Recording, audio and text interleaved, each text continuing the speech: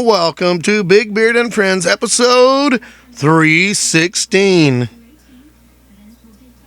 That's right, episode 316. Up to 316 Fridays. That's almost close enough to one every day for a year. But that's like 5 years worth, I think, something like that. Yeah, something. 8, what is that, 8? 4 times 12 something. Anyway, 316. Not only is that Friday today episode, that is also one of my favorite quotes, and we all know that. For God so loved the world that he gave his only begotten Son, that whosoever believeth in him shall not perish but have everlasting life. I'm going to say that. You know I was going to say that. And amen to that. Listen, I want to get right into this tonight. I want to get better. I want to talk more. And I'm finding things that I think that is real in life. And it's hard to talk about because I do research. I sometimes read the screen. I read my notes here. I read my notes that I do write down. And I try to remember some things. But I want to more so talk about things that are really happening to us. People always, they go through turmoil all the time. People go through sadness. People go through pain. People go through, they become very dismal to themselves. But on the other end of that spectrum, you have what I want to talk about tonight, and that is simply finding happiness. Now, when you talk about finding happiness, it's more so, I want to tell you about the key characteristics, more so, of being happy. For some people, it's hard. And I read this in the notes too, but I'm throwing my own, words in there as well, making, understanding this more. It says it's often viewed as a combination of hedonic. It's a momentary pleasure, and they find it meaning and purpose and its well-being in it. And so it's like happiness may be a moment in time, may really be well-deserved. It says, while genetics account for roughly 50% of your happiness, set point research suggests that up to 40% is determined by your intentional behaviors and choices. And we know that it is. If you have a notion to get happy, right? 40% of what you act on is determined by your intentional, you dig, behavioral choice. It is one of those things where you get happy. I said I was going to talk about some characteristics tonight of happiness, and one of them, as the music plays in the background, I'm just going to let it, just so you know. So,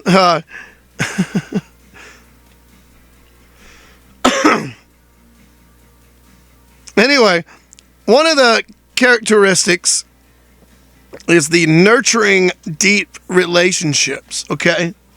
If you don't know what that means, it's a meaningful human connection is constantly cited as the single strongest predictor, okay, of long-term happiness. So it's human connection. You don't even have to have a relationship, sexual relationship, physical relationship, whatever. You can just know a person. A relationship, right? And when it comes to knowing somebody, that's the predictor, they say, of long-term happiness, which makes, folks, it makes sense, right? Long-term happiness is something that you have. If you're going to do long-term, you can do it by yourself. I still believe that we have a choice. But one of those choices, they say, of the characteristics of the key characteristics of finding happiness is its quality over quantity. Having few close, trusting relationships, it's often cited as 5 or more. Just saying. It's where you can discuss important problems significantly. If you can do that, that'll boost your life satisfaction. If you do something and it makes you feel good and it's worth the trust, if you will, as I was saying, it will boost your satisfaction in life. In other words, you'll probably be happier.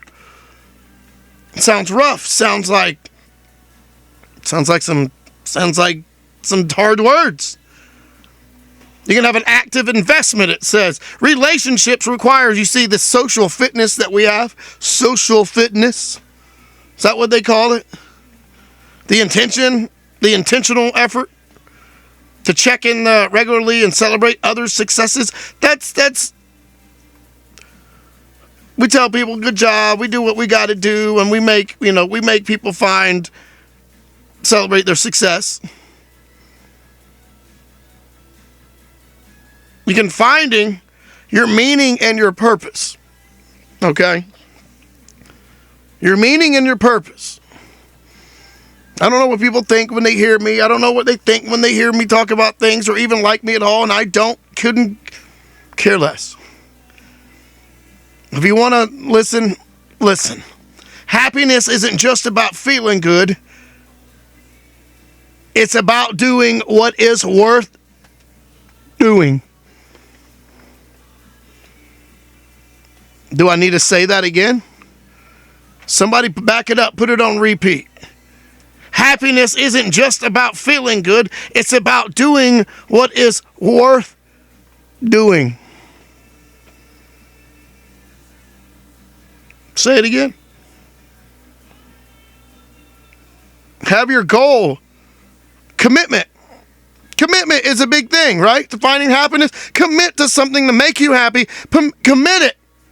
Commitment. Do it. Working towards meaningful, those goals like personal growth or helping others. Do it. Who's going to tell you it's wrong? If they do, not meant for them. They're not meant to have this. All helping people provides your own satisfaction, and it provides a lasting impression and a lasting satisfaction than pursuing external goals. You dig what I'm saying? You don't have to have wealth or fame. It might satisfy you enough to make others happy, to inspire others. I don't understand why you wouldn't want a personal growth or to help others. You can have that pro-social behavior all that you want, which is funny because that's the next thing. That's the acts of kindness and altruism have a measurable positive. Trust me when I tell you this. They have a better effect on the giver's well-being. I promise you. Often more than treating yourself. Just helping others. It doesn't have to be a happiness of forced. I don't know. It don't have to be forced. And it starts with cultivation. What do you do when you're doing plants? What do you do when you're making a garden? What do you do when after a while you cultivate, right? So you got to cultivate a positive mindset. You dig? It's hard. I'm talking a lot of stuff right now, right? I can't talk this to normal conversations, to normal evenings, to my friends, to normality, to normal. Does that make sense? Maybe I should say it like this. I can't talk this kind of way normally. For normal. And I'm saying that with sarcasm. To the normal. Gratitude practice. Regularly acknowledging things that you are thankful for does not mean that you are better, does not mean that you're going to be better. It means you're thriving to do better. It's through a journal or expressing thanks to others that can shift your brain's focus from what is lacking to what is present. You dig? I'm telling you. I'm learning, I'm reading, and I'm following some things. I'm not doing everything I'm talking about, but it's that optimism, that resilience. Huh? It's real. A lot of people don't hear me talking this way. They're like, wow, he's drunk again. I don't drink anymore. I got coffee here that I've been nursing, which, excuse me for a moment. Getting heavy. Where was I at? Developing an optimistic outlook helps in that future, in that return, in that bouncing back. Is that how you want to say it?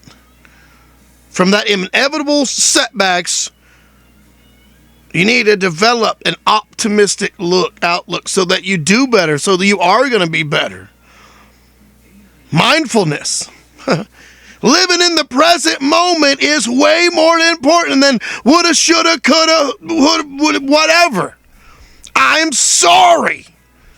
I'm being so real. I'm being so straightforward. And sometimes I'm stepping on people's toes, and I know I piss people off. But living in the present moment, let me say it again for people in the back, rather than dwelling in the past or worrying about the future, it reduces stress, right? Increases appreciation. I promise, live now. Small wins. That's it. That's what it says. The small wins matter. Living in the present moment rather than dwelling on the past. The mindfulness. I promise. Sorry. How about prioritizing physical and mental health? Where did that go? Where did we go wrong there? Why did we make it the norm to not worry about somebody's health? Oh, when somebody says they feel a certain way. Now you can say, Big Beard. It's easy for you to say. You don't know everything you're talking about, Big Beard. You sit up here week after week after week. Now, let me tell you something. I talk about what I read about, what I want to talk about, what I see in the world, and I believe it tonight. The key characteristics of happiness is way more important than we'll ever know, or than you realize, than we realize. I'm trying to read them here by putting my own words and input into things, and just hearing this for the first time. That foundation, that biological factors create the energy needed to pursue a fulfilling life. Let me tell you what that means. As a bee flies right here through here. It's foundational factors is what I'm talking about. Let me tell you something. I don't always practice what I preach, because you may say, oh, he works out. Or you may say he runs, or we know he walks, or he drinks and he eats good and he drinks good. No, I actually don't. But I'll tell you something.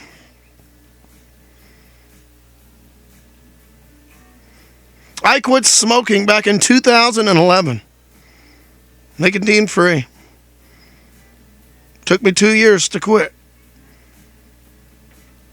Like 2009, 2010. And I quit. And it was hard.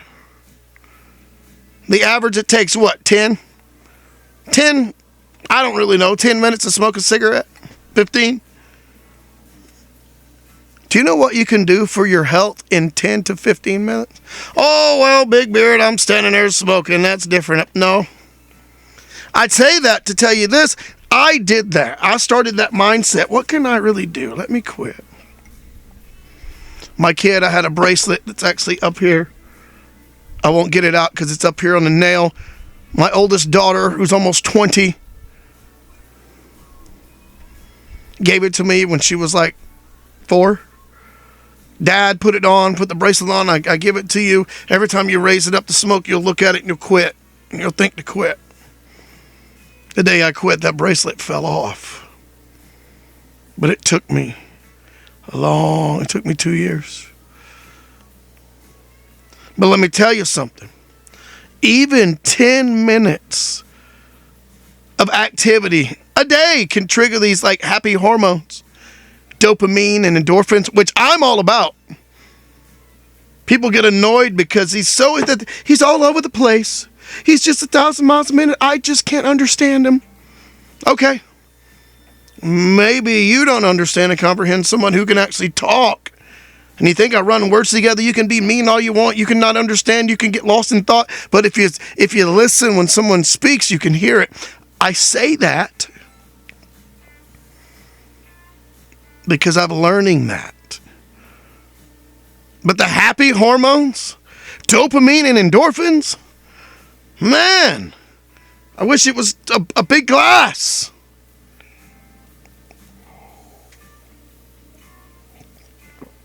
Sorry. But what's also important, as you keep seeing me go back to the coffee, it's in there, I promise. I'm going to pour it out. Though it's almost done now, but sleep and nutrition, which is just kind of what I was talking about. Quality of sleep, 7.5 to 9 hours is what they recommend. If you get that, that is good for you. I get about 5 to 6. And I've done that for like 20 years almost.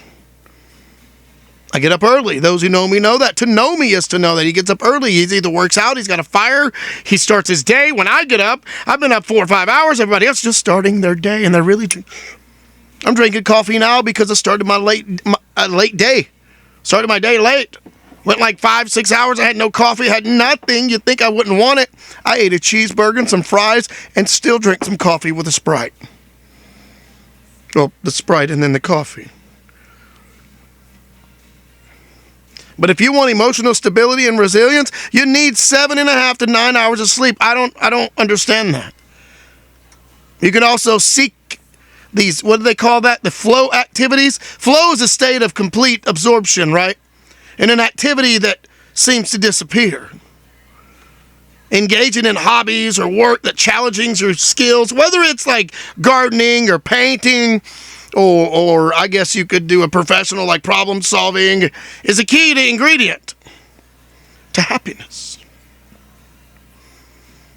I just know you can look up more and more and more stuff. All you want. But there is a key to happiness that unlocks many, many, many doors. And it's true. I don't know. Keys to happiness and worrying about now and the present. You can think about, you can talk about, you can get mad at, but the past don't matter. Your future matters, but in order to do the future, you have to focus on the present, which to get the present. Present's a gift, which is every day for you, which is why it's called the present. A present, you give a gift. That matters. So every day, it's kind of like Christmas, right? We'll talk about that before long. Guys, that's all I've got for you tonight. Thank you for listening. If you've listened, tonight was deep. Tonight got me. And tonight was actually inspired by myself. Those 3 words that I say week after week after week to take us out of this, 19-minute episode tonight. I used to do 30 and more. But what are those 3 words? Love, peace, chicken grease. Later, guys, and thanks for watching.